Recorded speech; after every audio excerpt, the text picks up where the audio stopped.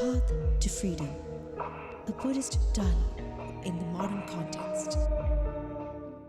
Greetings and welcome to Path to Freedom, the poetry discussion on ChannelEye where we focus on Buddhism and how we can apply the teachings of Buddhism into our day-to-day lives and how we go about them as well. And today to discuss about COVID-19 and the pandemic and how Buddhism's teachings can be applicable here to make sure that we ease the suffering that we have been going through for many months in 2020. As we are stepping onto the last poet day of 2020, we'll be talking about how we can overcome all these troubles and all these hurdles that we'll be facing with COVID-19 in the future as well in terms of Buddhism as well. And for this we have invited Venerable Galkhande Dhammananda Thero, the Head of Department of History, Faculty of Social Sciences of the University of Kelaniya. Venerable Thero, we would like to warmly welcome you and most venerably as well to Path to Freedom program. And as a way of stepping into the discussion, now COVID-19 is something we have been trying to look answers for. Globally, a lot of companies, multinational and also locally, we have been trying to find solutions how we can overcome this situation. It can be in a form of medicine, it can be a form of mental support at the same time. In the teachings of Buddhism, how do you think and how do you would like to suggest to us the ways we can overcome the COVID-19 in terms of Buddhism, in a ways that we can deal with it? Well, yes, there are ways of looking at how to find solution from Buddhism. One is the way the Buddha and the monks of the Buddha's time, when they got ill, how they try to heal themselves and find solution.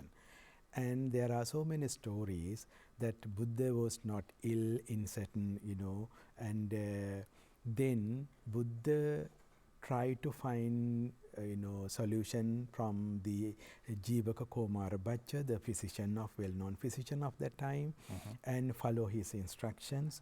And when monks are not well, the Buddha try to help them and introducing health practices.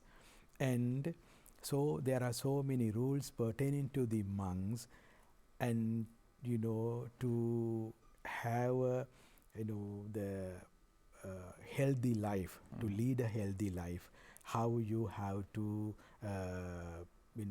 organize yourself and your living place and the hygiene and all these things. So from there, these stories we can learn something, right, to find. And from philosophy of Buddhism, I see two things particularly very helpful for us to develop answer from Buddhist point of view. I'm sure it is not that the religion can solve the problem. True. But the whole community, whole society and all the agencies have to come up with their knowledge to bring together to heal the whole community, because the problem that we are facing today is not simple. And from that point, I like to, I can share with you, there are two things particularly that is very helpful for us to find solution from Buddhist point of view.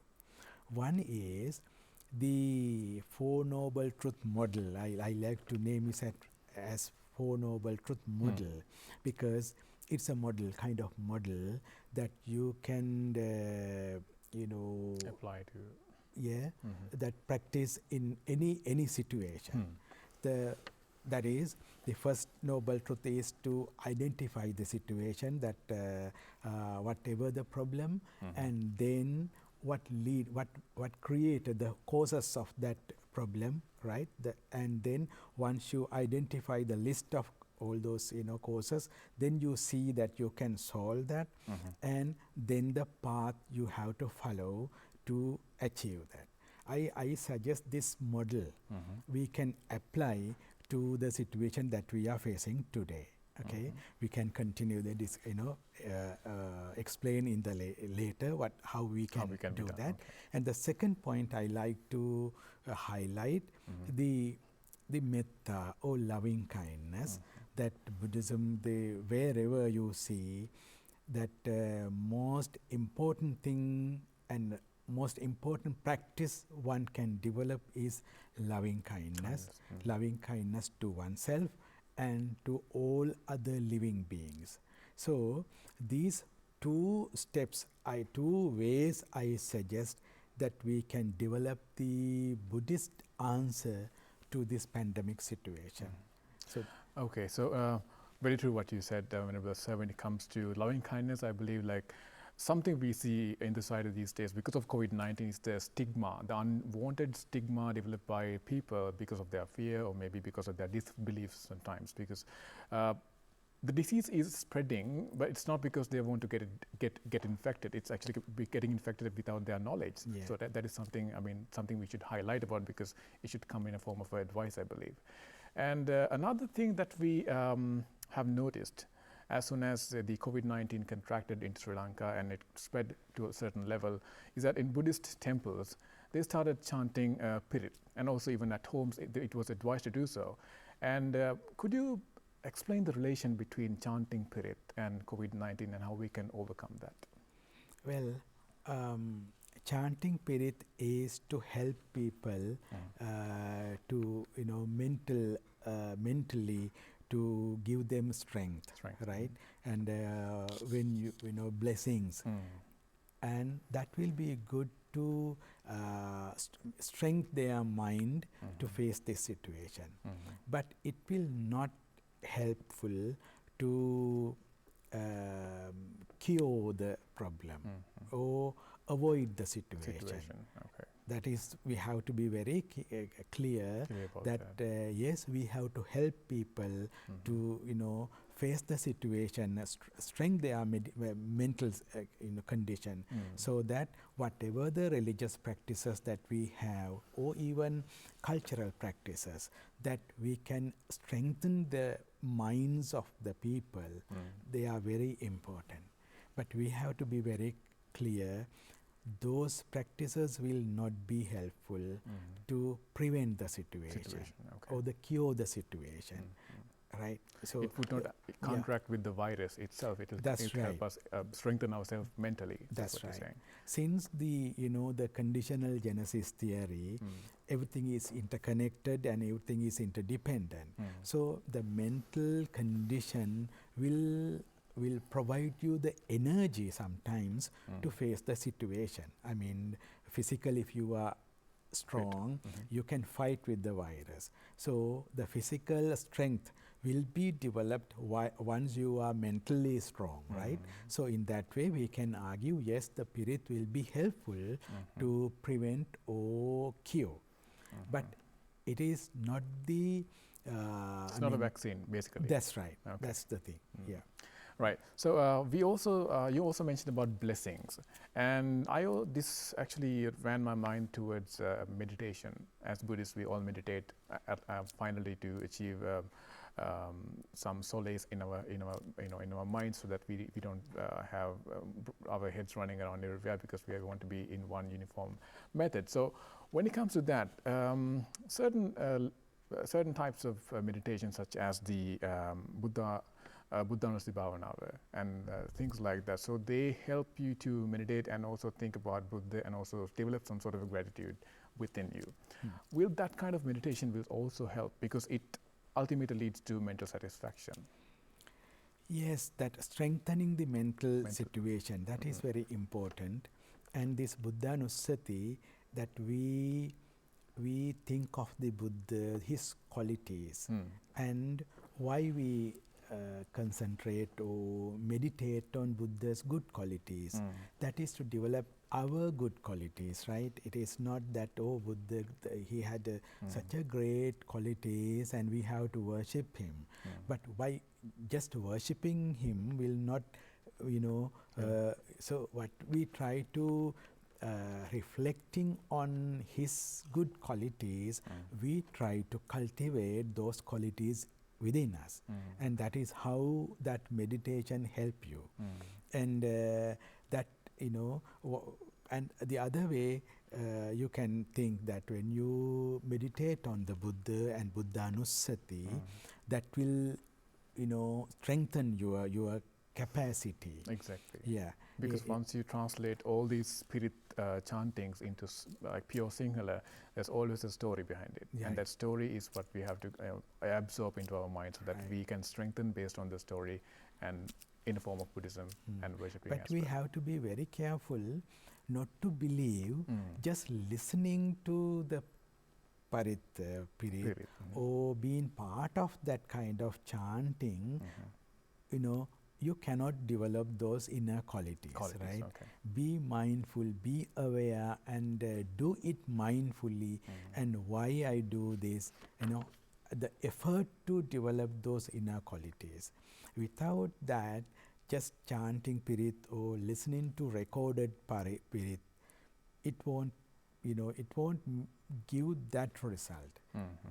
We have to be very careful and we have to be mindful.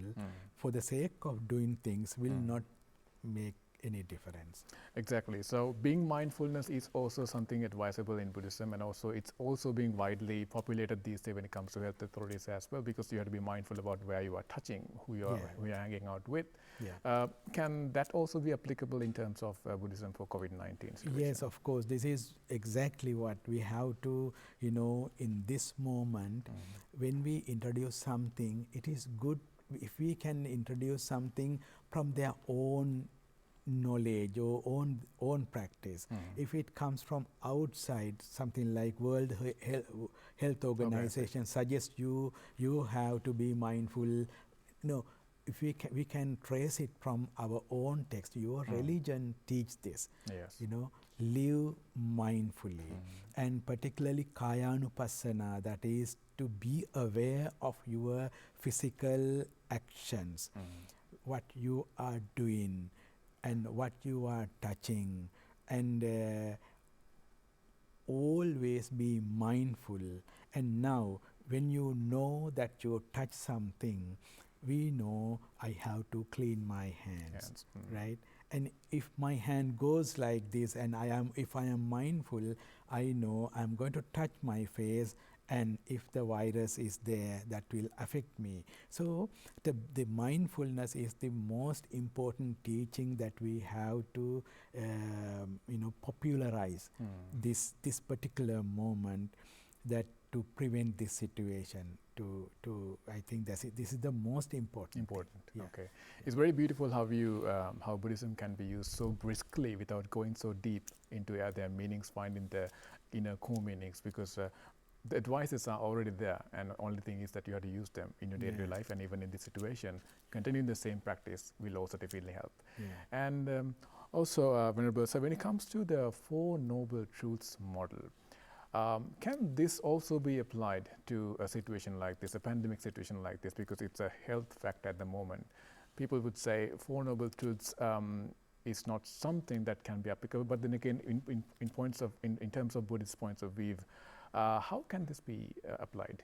Yeah, this is very good question. Sometimes people will not like to see that Four Noble Truth is something that we can put into practice to face this situation, and they will say, no, this is something, the spiritual path to attain some liberation, and not to, no, I suggest the Four Noble Truth is kind of model that you can apply any situation. And this particular situation, the first noble truth, the dukkha, the suffering, right? And the COVID-19 situation is not something pleasing us, right? That people are with fear, and our day-to-day activities has been changed, and this is not something pleasing, and this is suffering. Right? And then once we put particular thing into that first step, that is dukkha, the suffering, then all the three steps follows, right? True. And cause of suffering. And there we can identify why COVID-19 situation or corona virus comes. So why people are suffering? Because they are affected, right? How they are affected? Then when you are open to that virus, and then you will get affected. So if you know that, if you are open to that virus, then only you will be affected, right? It is very clear now. And then we know if we can prevent from, if we can be away from opening to that virus, we can avoid this. Or the other answer is to finding a vaccine, Yes. right? But it is not that the community can do, right? It is, but as a community, what we can do is to prevent. And to prevent that, what we have to do is to not to be open to that virus. And how, that now the first one is to identify the problem, that is the virus situation, and then the cause of virus, being open to the virus, right, contacted with the virus, and the answer is the dukkha, samudaya, nirodha. The answer is not to be open to that virus, not to be contacted that virus. Then how to do that? That is the fourth one, the marga satya, or the path to achieve that goal. So that path is very clearly explained, that to keep the social distance, right, and then not to be mindful about your actions. And all the health instructions are the way to be away from the virus. If you are not open to the virus, if you are not contacted with the virus, you will be cured and you will not be affected by this virus. So this is how I understand this Four Noble Truth model is very much practical. Identify the problem, find the causes of the problem, and then you see there is an answer. There is a way to be away from this virus. And what is the way to be away from the virus? That is to follow those instructions. If we follow these instructions, our whole community will be, protected and not affected by this virus. So that is the model that I try my best and to introduce. This is not something away from those. This is not only for Four Noble Truth is for recluses to follow for their final salvation. No, people who are doing day-to-day jobs, whatever you do, take this.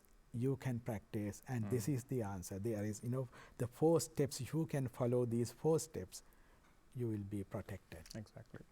And on the same lines, Venerable Sir, when it comes to Sila Samadhi Praknya, mental well-being, physical well-being, and also wisdom, how can that, because this is something that's fundamentally taught to everybody in Buddhism, even when you go to Sunday school, this is something that is told to you because you have to have these 3 qualities. How do you apply that to the situation? Yes, here one is the physical or your action part, right? The physical well-being part, the conduct part, your action, and that is what we do, right? Verbally or physically, our actions. Be mindful about your actions. And then not only be away from this virus, but not to do anything harmful, not to say anything harmful to those who are affected. And those who are trying their hard to prevent this situation. That way we can help, right? Our physical or our action part, if we are mindful and mindfully handle our action part, we are supporting. We are in one way, we are helping those health authorities and the community to keep the community healthy, and you are not doing anything harmful. Okay, and mental well-being, there you see certain situations. Some people are very much fear about this situation. And they are out of fear. They don't want to reveal, right? That and if we support the mental well-being, they will not be fear. Okay, if they are affected, they can say, yes, I am affected, now the next steps. And the other thing, if the community, as a community, we are not rejecting such people, Yes. then they will be happy to, they will not fear to reveal that. Right. And then the prajna part, the wisdom part, that is very important in Buddhism. Wisdom is not the intelligence, that the mental capacity. It has the kindness and non-violence. And the prajna or wisdom, we have two parts, that is sammaditthi, right view, right vision, right view, and then samma sankappa. There are two things, that is avyapada sankappa and avihimsa sankappa. Avyapada means be away from anger and hatred, and avihimsa, you all know, that is in non-violence, to engage with non-violence. And the situation that we are facing today is, it demands this kind of attitude and engage with loving kindness. Then only we as a community, how to safeguard those who are affected, and how to help the authorities, particularly health authorities, who are dealing with this situation, and to help the people not to be fear and to face the situation, and to help people who are affected. This is where I understand this physical conduct, mental well-being, and the wisdom very much important to face the situation. Okay.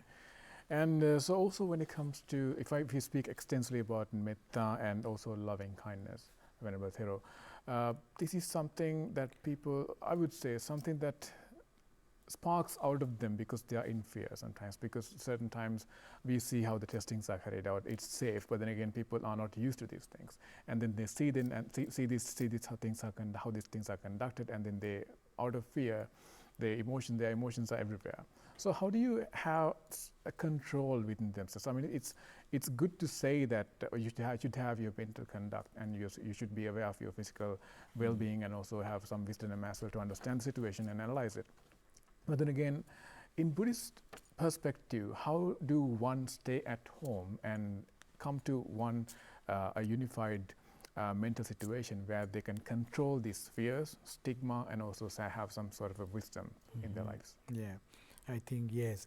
That we are facing today, sometimes since people are working at home, they always at home, right? That the kind of tension will, yes, that's, and this is where particularly the loving kindness meditation, this is very good, and the Buddha says more than you can organize a big dana, spending lots of money and all that. Buddha says more than spending lots of money and giving dana, spend few moments with loving kindness. That is much more valuable than those, Exactly. Yes. So this is the most important practice that Buddhists suggest. Develop loving kindness. The develop loving kindness mean not to say just may I be happy, may I be healed, may he, it is not. But to see you as a human being like me. Okay, you feel the same feeling I have. You feel the fear that I have. And if you are happy, what a nice thing, right? If you are happy, if you are pleased, and then develop that love and care, right? May that person be happy. And if you are happy, your children will be happy. They will feel that. Those who are around you will feel that. And those even the animals, the dog and the cat, they feel that when we develop loving kindness, they feel that. And loving kindness is what make us a kinder person. And healed person, and person that does not wound others, and person that helps the healing of the people who are around us. And if you develop this loving kindness, you can treat those affected people, with kindness. You can treat those health workers, authorities who are working hard to prevent this situation with loving kindness. In that way, you can heal the community and heal yourself. So having some empathy and sympathy at the same time. That's and right. also spreading love unconditionally among all the beings is one way of addressing this. Right, so as we have come to the end of the program, Venerable Sir, we'll be winding up today's program when it comes to paths to freedom. And today we discussed a great discussion about how we can cope and deal with COVID-19 situation, not medically, but also mentally, and also within how you sustain to be a healthy person in both physical and mental senses as well. And thank you very much, Venerable Sir Galkande Dhammananda Thero, and he is the head of Department of History, Faculty of Social Sciences of the University of Kelaniya. And since we are heading off to a new year in the coming segment, we would like to wish you a blessed Poy Day and a happy New Year as well in the future.